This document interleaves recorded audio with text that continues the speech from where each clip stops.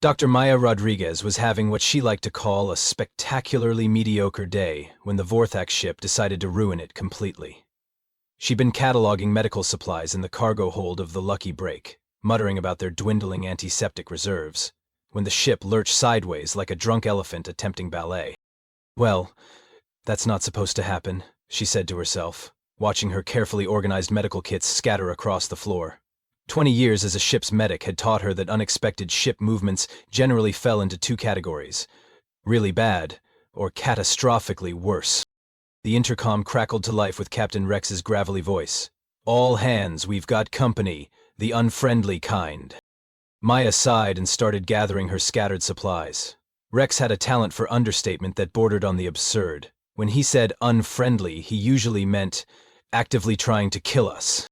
"Maya, get to the bridge," came Pip's voice over the comm, pitched about 3 octaves higher than normal. Their young engineer sounded like he'd been sucking helium, which meant they were well past really bad and heading straight for catastrophically worse. She made her way through the corridors, noting the way the ship's lights flickered ominously. The Lucky Break wasn't much to look at on a good day, but she was home, and Maya had patched up enough crew members in her medical bay to feel genuinely attached to the old rust bucket. The bridge was a symphony of chaos when she arrived. Rex stood at the captain's chair, his weathered face grim as he watched the view screen. Pip hunched over the engineering console, frantically pressing buttons like they might magically make their problems disappear. Navigator Cora sat at her station with the kind of alien calm that only came from having 4 hearts and no real concept of human panic. "Let me guess," Maya said, settling into her usual spot near the medical station. "We're about to have a very bad day." "Vorthax interrogation vessel," Cora said in her dry, multilingual accent. "The Flesh Render. Charming name, really." Maya felt her stomach drop. The Vorthax Empire had a reputation for making bad days infinitely worse. They were the kind of aliens who considered torture an art form, and had apparently never heard of the concept of asking nicely. "Can we outrun them?" she asked, though she already knew the answer from Rex's expression. "Not a chance," Rex growled. "They've got us locked in a tractor beam tighter than Pip's grip on his wrench collection." "Hey!" Pip protested, but his voice still had that helium quality. The view screen filled with the approaching Vorthax ship, a massive black triangle that looked like someone had designed it specifically to cause nightmares. Maya couldn't help but appreciate the aesthetic commitment to evil, even if she was about to be on the receiving end of it. "Incoming transmission," Cora announced. The screen flickered, and suddenly they were looking at a Vorthax commander. He had the standard intimidating alien features: too many teeth, eyes like black holes, and skin that looked like it had been carved from obsidian. His uniform was decorated with what Maya really hoped weren't actual bone fragments. "Cargo vessel Lucky Break," he said in a voice that sounded like gravel being processed through a meat grinder. "You will surrender immediately. Resistance will only make your interrogation more educational." Rex stepped forward, every inch the stubborn space captain. "This is Captain Rex Morrison. We're carrying medical supplies to the Kepler colony. Nothing here worth your time." The Vorthax commander smiled, revealing far too many sharp teeth. "Commander Thex of the Flesh Render, and I will be the judge of what is worth my time. Prepare to be boarded." The transmission cut out, leaving the bridge in uncomfortable silence. "Well," Maya said, checking her medical kit out of habit, "this should be fun." She had no idea how right she was about to be. 20 minutes later, Maya found herself in what could generously be called the galaxy's most uncomfortable waiting room. The Vorthax had boarded with the subtlety of a tactical nuclear strike, stunning everyone except her, because apparently they needed one conscious witness for optimal psychological impact. How thoughtful of them. The interrogation chamber looked like someone had asked a particularly sadistic interior designer to create a room specifically for ruining people's days. The walls were covered in implements that Maya's medical training helped her identify with uncomfortable accuracy. Some were clearly torture devices, others looked suspiciously like surgical instruments, and a few appeared to be both. "Fascinating decor choices," she muttered, mentally cataloging the various ways the equipment could be used. "Really commits to the whole Chamber of Horrors aesthetic." Her crew sat unconscious in restraint chairs that looked like they'd been designed by someone who'd never heard of ergonomics. Rex slumped forward, his gray hair disheveled. Pip looked even younger unconscious, and Cora's alien features seemed oddly peaceful despite their circumstances. "Ah, you appreciate my collection." Maya turned to find Commander Thex entering the chamber, flanked by two guards who looked like they bench-pressed small planets for fun. Up close, Thex was even more intimidating, standing nearly 8 feet tall, with ceremonial scars covering his obsidian skin. "It's certainly comprehensive," Maya said, keeping her voice steady. "Though I have to ask, is the skull motif a cultural thing or more of a personal branding choice?" Thex's black eyes fixed on her with what might have been amusement. "You humans have such interesting ways of hiding fear. Tell me, Dr. Rodriguez, do you know why we brought you here conscious?" Maya raised an eyebrow. "Because you need someone to appreciate your intimidating decor? Although I have to say the lighting could use some work, very unflattering shadows." One of the guards growled, but Thex raised a hand to silence him. "I have studied human psychology extensively. Your species forms what you call emotional bonds with your crew members. Most inefficient, but useful for my purposes." "Let me guess," Maya said, crossing her arms. "You're going to torture them while I watch, assuming I'll break down and tell you whatever you want to know." "Precisely." Thex moved to a control panel that looked like it had been designed by someone with a serious grudge against user-friendly interfaces. "The Vorthic Empire has found this method remarkably effective with human subjects. You will watch your crew suffer, and your weak emotional nature will compel you to cooperate."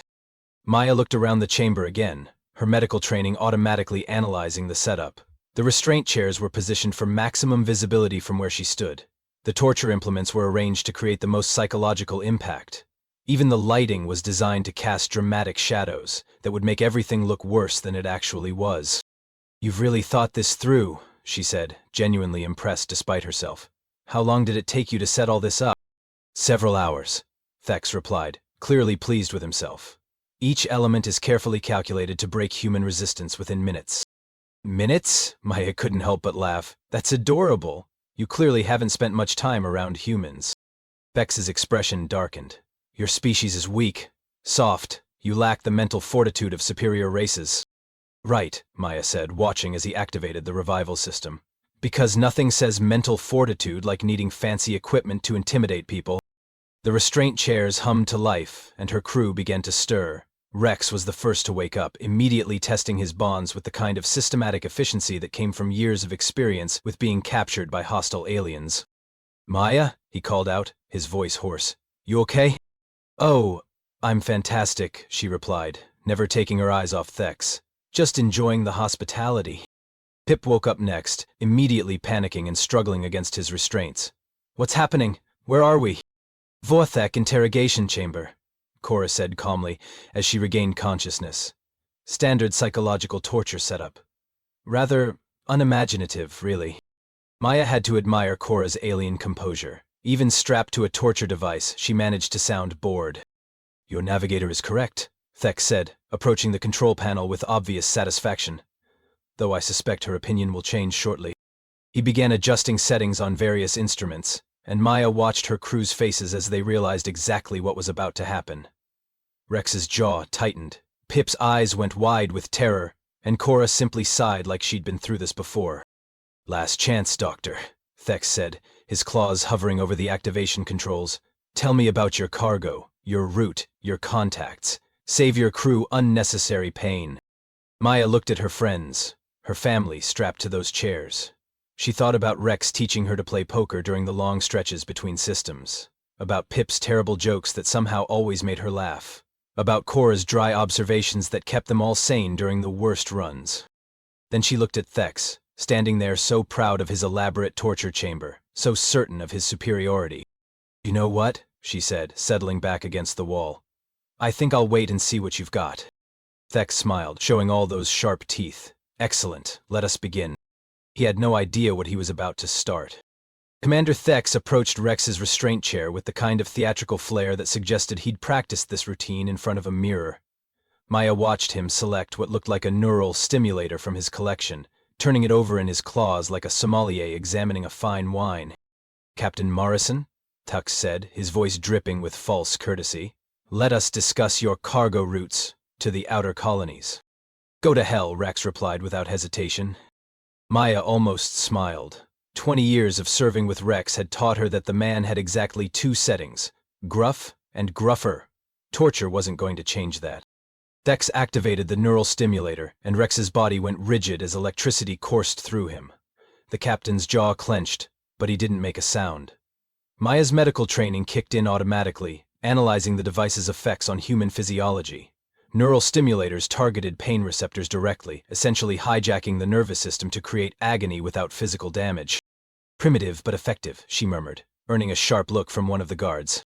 Your route to Kepler Colony, Thex continued, adjusting the settings. How many stops? Which stations? Rex's knuckles went white as he gripped the chair arms, but he stayed silent. Maya found herself mentally timing the pulses, calculating the cumulative effect on his nervous system. At this rate, he could probably hold out for 15 minutes before the pain became genuinely unbearable. Impressive resistance, Thex mused, increasing the intensity. But futile. Rex finally let out a grunt of pain, and Maya felt her stomach twist. She'd patched up this man after bar fights, alien encounters, and one memorable incident involving a malfunctioning gravity generator. Seeing him suffer while she stood helplessly was like watching someone torture her father. That's enough, she said, taking a step forward. Ah, the emotional response begins, Thex said, not bothering to turn around. How predictable.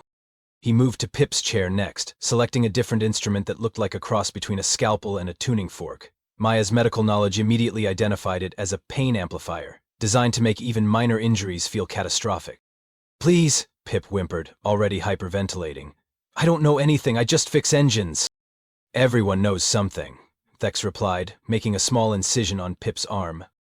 The young engineer screamed as the amplifier turned a minor cut into what his nervous system interpreted as being flayed alive. Maya watched his vitals spike dangerously, her medical instincts screaming at her to intervene.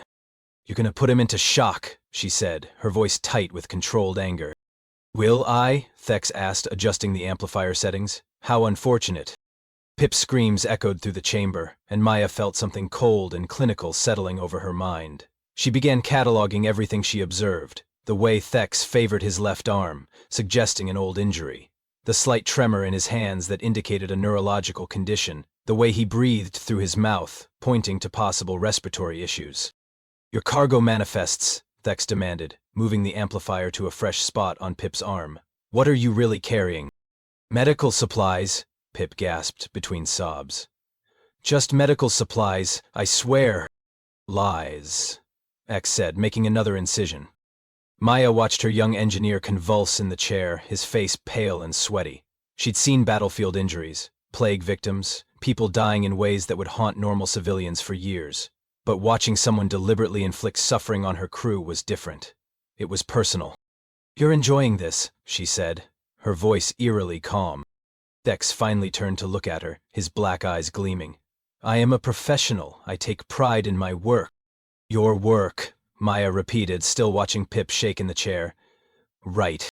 Thex moved to Cora's chair, selecting a device that looked like it belonged in a dentist's office if dentists were sadistic aliens. And now for our alien friend. Navigator Cora, isn't it? Your species has such interesting nerve clusters. Maya, Cora said quietly, her multiple hearts beating visibly in her throat. Don't give him anything. Whatever they want, it's not worth it. Admirable loyalty, Thex said, positioning the device near Cora's temples, but ultimately pointless.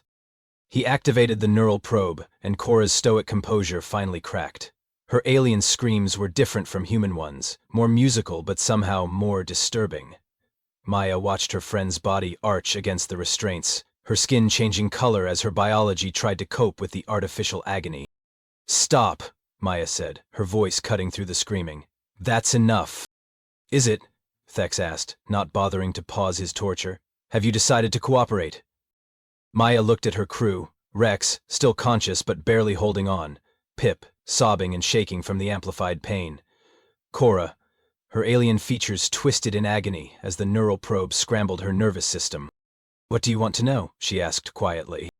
Thex smiled, finally shutting off the probe. Everything. Your true cargo, your contacts, your routes. The Vorthek Empire knows you're not simple medical transport. You're right, Maya said, her voice steady despite the rage building inside her. We're not. She watched hope flicker in her crew's eyes, thinking she was about to save them by confessing some terrible secret. But Maya wasn't planning to confess anything.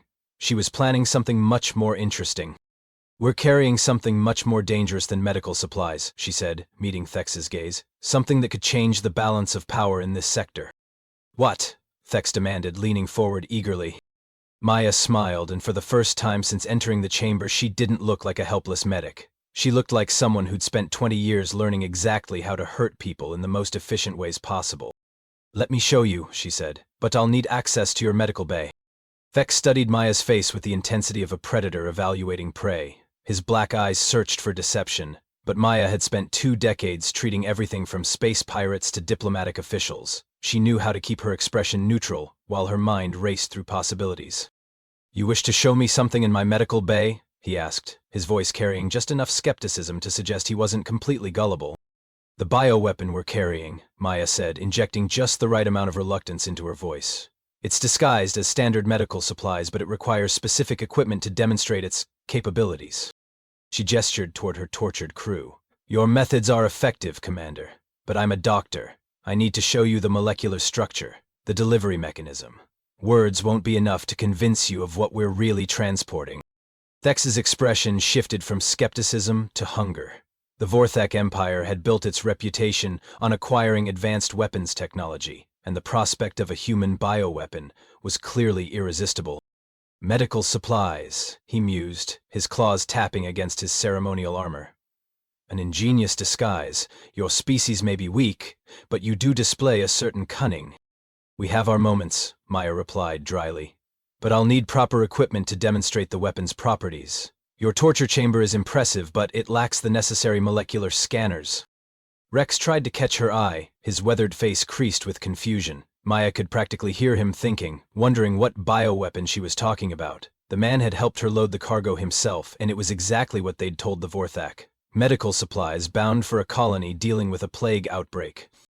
This bioweapon, Thex said, circling Maya like a shark scenting blood. What are its effects? Respiratory collapse, Maya said without hesitation, drawing on her medical knowledge. It targets the cellular structure of lung tissue, causing rapid deterioration. Death occurs within hours, and it's highly contagious. She watched Thex's reaction carefully. The Vorthak had respiratory systems similar to humans, which made them vulnerable to the same types of biological agents. His slight intake of breath told her she'd hit the right note of fear and fascination. Fascinating, he said, though she noticed he'd unconsciously taken a step back. And you were transporting this to Kepler Colony.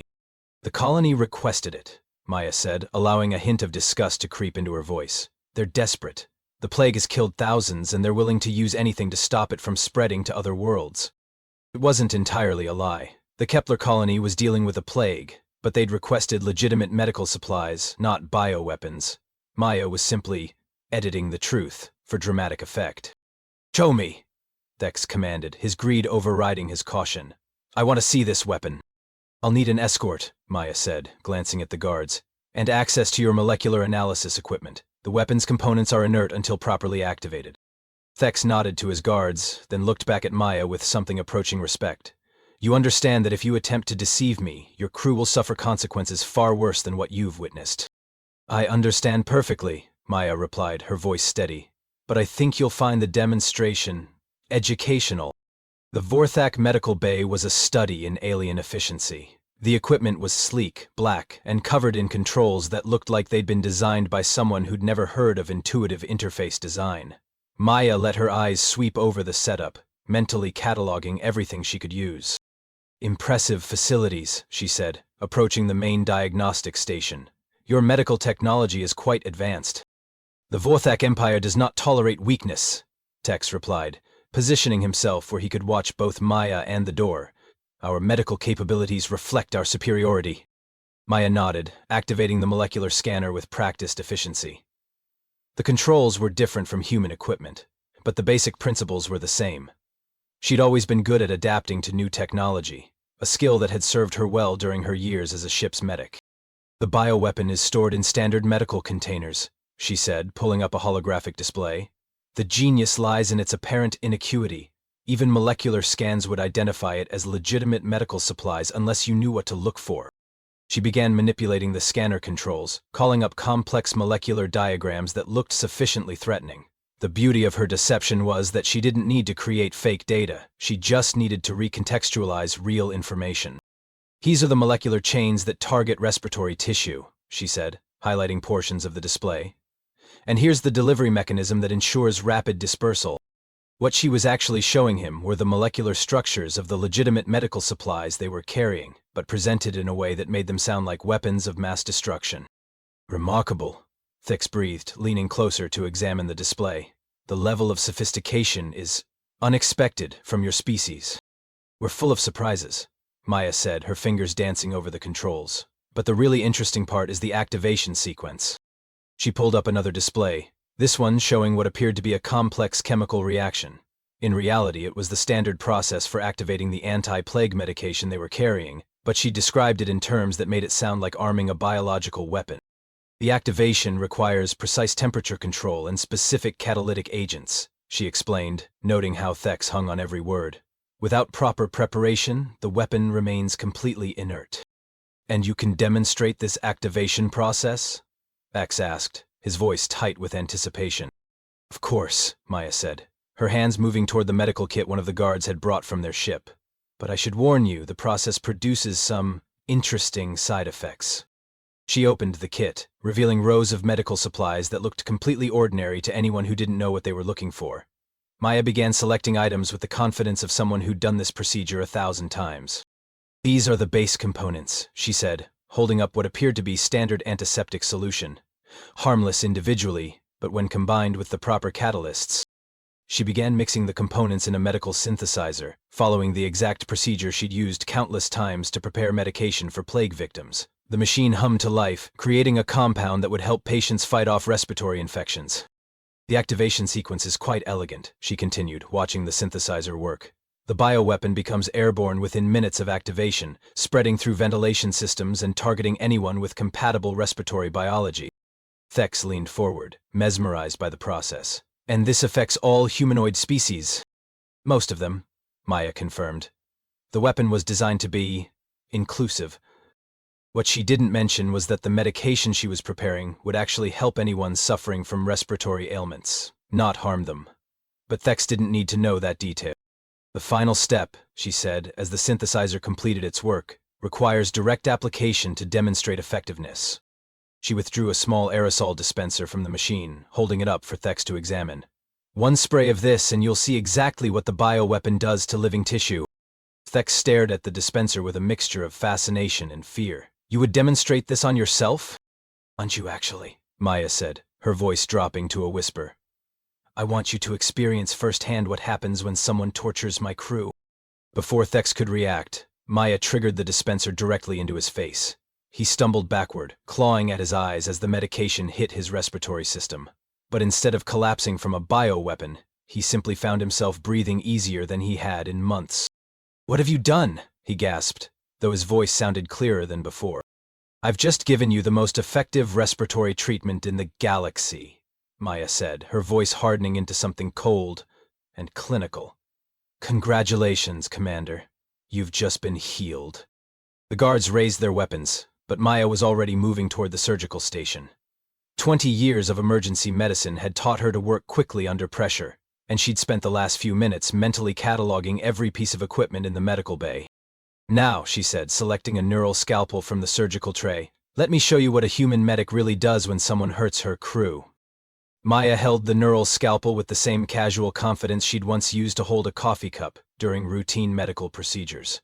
The weapon hummed softly in her hand, its blade vibrating at frequencies designed to disrupt nerve function while cauterizing tissue. She'd used them countless times for legitimate surgery, but today she had a different kind of operation in mind. You know, she said conversationally as the two guards raised their weapons, I've always found the Vorthak approach to medicine fascinatingly primitive. All that emphasis on causing pain, when the real art lies in precision. Commander Thix was still trying to understand what had happened to him. The respiratory treatment had cleared his airways in ways he hadn't experienced in years, but his pride was struggling to process the fact that he'd been healed instead of poisoned. What is the meaning of this? He snarled, though his voice carried less authority than before. The meaning, Maya said, taking a step toward the nearest guard, is that you made a fundamental error in judgment. You assumed that because I'm a healer, I don't know how to hurt people. The first guard fired his weapon, but Maya was already moving. 20 years of treating patients in crisis situations had given her reflexes that most people never developed. She rolled behind the surgical table, using it as cover, while her mind raced through the layout of the medical bay. "See, the thing about being a doctor," she continued, her voice echoing strangely in the chamber, "is that you learn anatomy from both directions, how to fix things and, by extension, how to break them most efficiently." She triggered the surgical table's emergency lockdown, causing magnetic restraints to snap out and catch the second guard's weapon. The alien yanked frantically at his rifle, but the magnetic field held it fast. "Guard Captain Vex," Thex ordered. "Subdue her immediately." "Having trouble with your breathing, Commander?" Maya asked, noting how Thex's words came out slightly slurred. "That's because I didn't just give you a respiratory treatment. I gave you a respiratory treatment mixed with a mild neural relaxant. Nothing dangerous, just enough to slow your reaction time." She'd actually done exactly that, adding a small amount of sedative to the medication mixture. It was the kind of combination she'd used hundreds of times on patients who needed to be calm during medical procedures. The first guard tried to circle around the surgical table, but Maya was ready for him. She activated the neural scalpel and sliced through the power coupling for his weapon, causing it to spark and die in his hands. "Vorthak nervous systems are fascinatingly similar to human ones," she said, advancing on the now weaponless guard. "Same basic structure, same vulnerability points. The only difference is that you have an additional nerve cluster right here." She pressed the neural scalpel against a specific point on the guard's neck, and he collapsed instantly, his legs no longer responding to his brain's commands. He wasn't injured, but his motor functions were temporarily scrambled. "Temporary paralysis," Maya explained to Thex, who was staring in horror at his fallen guard. "He'll recover in about an hour, assuming I don't decide to make the effect permanent." The second guard finally freed his weapon from the magnetic restraints, but Maya was already moving again. She grabbed a hypospray from the medical supplies, loading it with a compound she'd prepared while pretending to create a bioweapon. "The beautiful thing about hypospray technology," she said, dodging another energy blast, "is that it can deliver medications through most types of armor." She dove under the guard's next shot and pressed the hypospray against his leg. The device hissed softly as it injected its contents through his protective suit. "What did you inject me with?" the guard demanded, though his voice was already beginning to slur. "A muscle relaxant combined with a mild hallucinogen," Maya replied cheerfully. "In about 30 seconds, you're going to experience the most relaxing trip of your life.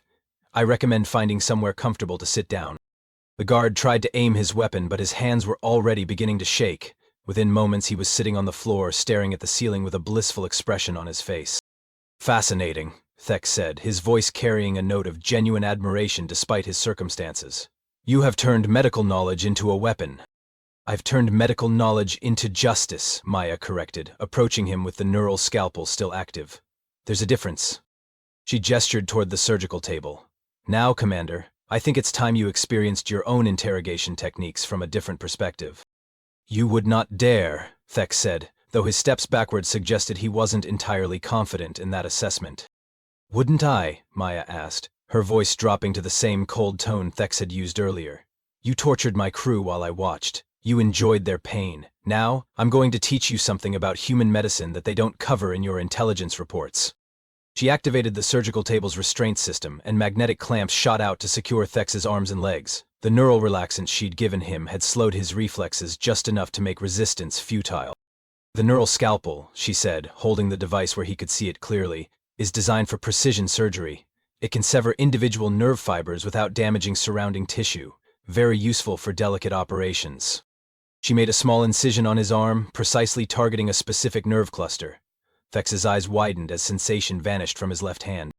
"That's your primary motor control for fine manipulation," Maya explained clinically. "Completely reversible, but quite disconcerting. You'll notice you can't feel your fingers anymore." "This is torture," Thex gasped, staring at his unresponsive hand. "No," Maya said, moving the scalpel to another location. "This is education. Torture is what you did to my crew for entertainment. This is a medical procedure designed to help you understand the consequences of your actions." She made another precise cut, this time targeting the nerve cluster that controlled his sense of balance. Thex's head began to spin as his inner ear lost connection to his brain. "Fascinating how the Vorthak nervous system responds to targeted neural disruption," Maya mused, making notes on a medical tablet. "Your species' reliance on centralized nerve clusters makes you remarkably vulnerable to surgical intervention."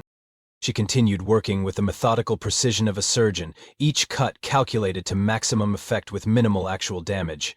Thex experienced the loss of sensation in various parts of his body, the disruption of his sense of balance, and the growing realization that he was completely at the mercy of someone who knew exactly what she was doing. The beauty of neural surgery, Maya said, pausing to examine her handiwork, is that it's completely reversible. Unlike your torture methods, which cause permanent psychological damage, everything I'm doing to you can be undone with proper medical treatment. Please, Thex whispered, his voice barely audible.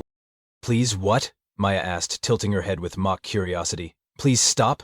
Please have mercy? Funny how those words sound different when you're the one saying them.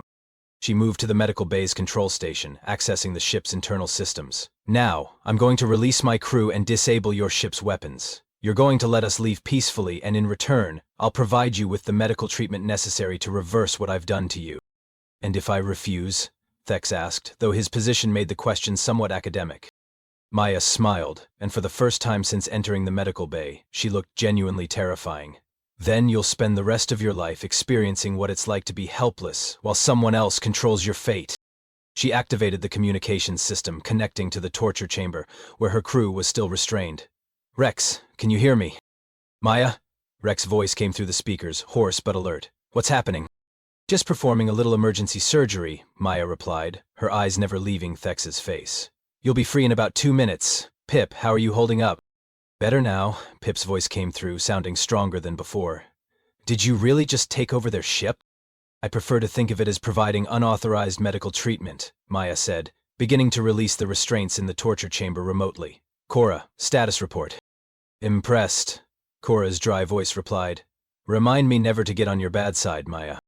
Maya turned back to Thex, who was watching her with a mixture of fear and grudging respect. Your crew will recover completely from their injuries, she said, preparing the neural restoration treatment. Mine will too, thanks to proper medical care. The question is whether you've learned anything from this experience. What have I learned? Thex asked weakly. Maya activated the treatment sequence, beginning to repair the nerve damage she'd carefully inflicted. That the next time you think about torturing someone's crew, you should ask yourself a very important question. Are you prepared to deal with what that person might do to you in return? As sensation began returning to Thex's limbs, Maya gathered her medical supplies with the same casual efficiency she'd used to dismantle his operation. And Commander, she said, pausing at the door of the medical bay, you might want to consider a career change. I hear the Vorthak Empire has openings in waste management. She left him there, fully healed but forever changed, and went to collect her crew. Maya found her crew in the corridor outside the torture chamber, supporting each other as they made their way toward the docking bay. Rex had one arm around Pip's shoulders, while Cora moved with the careful precision of someone whose nervous system was still recovering from neural disruption. They all looked like they'd been through hell, which, Maya reflected, was essentially accurate. How are we feeling? She asked, falling into step beside them while scanning for signs of serious injury. Like we got hit by a freight hole, Rex replied, his voice still hoarse from the neural stimulator. But alive, which is more than I expected an hour ago. The pain amplifier effects are subsiding, Pip added, though his hands still trembled slightly. I can actually think clearly again. My nervous system is recalibrating, Cora said with her characteristic alien understatement, though I suspect I'll be experiencing interesting dreams for the next few days. Maya nodded, making mental notes about follow-up treatments they'd need once they were back on the lucky break. Any guards between here and the docking bay?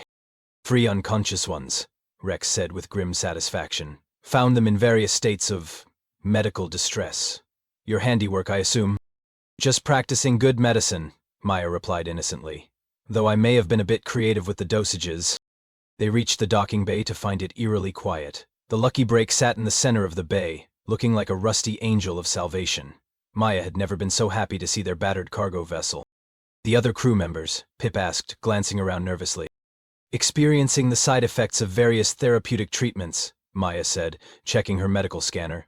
Nothing permanent, but they'll be indisposed for the next few hours. As they approached their ship, Rex caught Maya's arm. What you did back there? He said quietly. That wasn't just medical knowledge. That was terrifying, Maya suggested. Magnificent, Rex corrected. I've served with combat medics before, but I've never seen anything like that. You turned their own medical bay into a weapon. I turned their medical bay into a teaching tool, Maya corrected. There's a difference. She activated the Lucky Break's boarding ramp, and they climbed aboard their ship.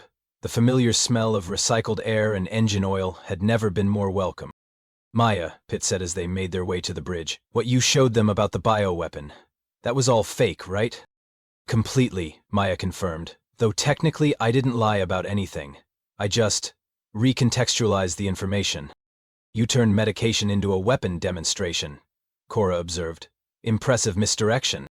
The best deceptions are 90% truth, Maya said, settling into her station. I just let them draw their own conclusions about the other 10%. Rex took the captain's chair and began the startup sequence. Any pursuit? Unlikely, Maya replied, checking her readings. Commander Thex is going to need some time to recover his dignity, and his crew is going to need time to recover from their various medical conditions. What exactly did you do to them? Pip asked, his engineer's curiosity overcoming his trauma. Standard medical treatments, properly applied, Maya said with a smile. Muscle relaxants, neural inhibitors, respiratory aids, balance medication, everything completely legal and ethical. And the guard who was staring at the ceiling. Mild hallucinogen mixed with a muscle relaxant, Maya explained. He's probably experiencing the most peaceful few hours of his life right now.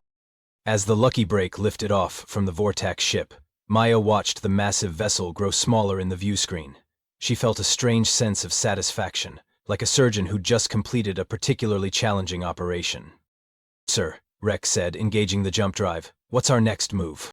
We deliver the medical supplies to Kepler Colony, Maya said matter-of-factly. People are dying, and we have medication that can help them. And if word gets out about what happened here? Cora asked. Maya considered this. Word will definitely get out. The Vorthak Empire isn't exactly known for keeping quiet about their failures. Is that a problem? Pip asked nervously. For us? No, Maya said, cleaning her medical instruments with the same methodical care she'd used to dismantle their captors.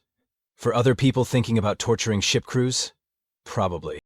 She paused in her cleaning to look at her friends, her family, the people she'd just spent the last hour systematically avenging. The galaxy is full of bullies who think they can push around anyone they perceive as weak. Today, one of them learned that weakness and helplessness aren't the same thing. Think it'll make a difference? Rex asked. Maybe, Maya said, returning to her instruments. But even if it doesn't, at least one Vorthak commander's going to think twice before torturing anyone's crew again. Over the next few hours as they traveled toward Kepler Colony, Maya noticed her crew looking at her differently. Not with fear, exactly, but with a new kind of respect. Rex started asking her opinion on tactical decisions. Pip began treating her like she was some kind of legend. Even Cora, who'd seen her share of violence, seemed impressed by Maya's clinical approach to revenge. You know, Maya said as they approached their destination, I've been thinking about what happened back there. Having second thoughts? Rex asked. Not at all, Maya replied. I was just thinking about the irony of it all. They captured us because they thought we were carrying something dangerous. Turns out, they were right. The medical supplies? Pip asked. No, Maya said, humming softly as she organized her medical kit. Me. She looked out at the stars, already planning how she'd treat the plague victims on Kepler Colony. The same hands that had systematically dismantled a torture operation would spend the next few days healing the sick and injured. The funny thing about being a doctor, she mused, is that you learn to see people as biological systems, networks of nerves, circulation patterns, chemical reactions. When someone threatens your patients or your crew, you just adjust the parameters. Remind me to stay on your good side, Rex said. Always, Maya replied cheerfully. Though I should mention, I've been thinking about upgrading our medical bay, maybe adding some more educational equipment. For treating patients, Cora asked. For treating patients, Maya confirmed. And for teaching lessons to anyone who might need them. As the Lucky Break approached Kepler Colony, Maya began preparing for the task ahead. She had medicine to deliver, people to heal, and a plague to help stop. It was exactly the kind of work she'd trained for, the kind of work that made her feel most like herself. But somewhere in the back of her mind, she was also thinking about the message that would soon be spreading through the galaxy's darker corners. The story of what happened when someone made the mistake of torturing Dr. Maya Rodriguez's crew while she watched. She hummed a little tune as she worked, the same melody she'd been humming when she left Commander Thex in his medical bay. It was an old Earth song, something about not messing with people who knew how to fight back. The galaxy was about to learn that sometimes the most dangerous person in the room was the one who'd sworn an oath to do no harm. as long as you didn't hurt their family first.